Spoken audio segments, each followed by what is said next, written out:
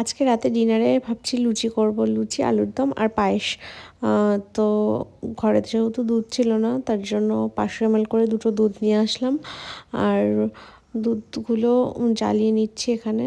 1 KG দুধ নিয়েছিলাম আর কিছুটা চাল নিয়েছিলাম। আমার যেহেতু একটু ঝোল ঝোল পায়েস ভালো লাগে, তার জন্য অল্প করেই চাল দেবো।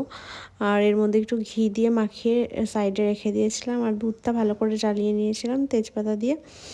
আর আজকে যেহেতু করব গুড়ের পায়েস, তো দুধটা জ্বালানোর পর চালটাও দিয়ে দিলাম। আর গুড়ের পায়েসে গুড়টা না দিলে তো হবেই না।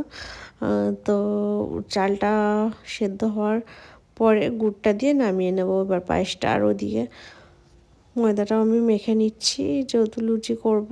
আর আজকে ডিনারে হচ্ছে গুড্ডুকে বলেছিলাম আসার জন্য, তো ও আর ওর একটা ফ্রেন্ডও এসেছিলো।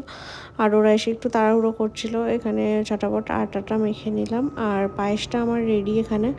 তো ওদের জন্য কিছুটা লুচি আগে ভেজে নিয়েছিলাম, ভেজে ওদেরকে খেতে দিয়ে দিয়েছিলাম। আর ওরা খেয়ে বললো পায়েসটা ভালো হয়েছে। তো তারপরে আলুরদমটা পরে করেছিলাম। আর মামামেরও খিদে পেয়ে গেছিলো, অনেকটা রাত হয়ে গেছিলো। তো মামামকেও ডিনারটা দিয়ে দিলাম। আজকে মামামের ডিনারও পায়েস দিয়ে হলো, যেহেতু মামাম মিষ্টি খেতে ভালোবাসে।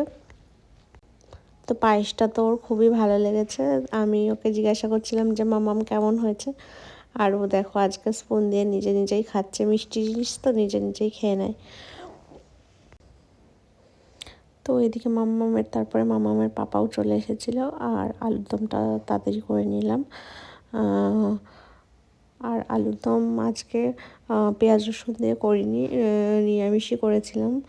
আলুর দমটা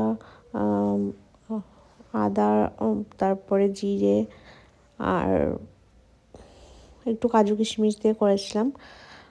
তো ও যে খাবার রেডি, একটু ভালো করে সাজিয়ে গুছিয়ে খেতে দিয়ে দিলাম। আর আমিও ডিনারটা করে নিলাম। ওকে, বাই।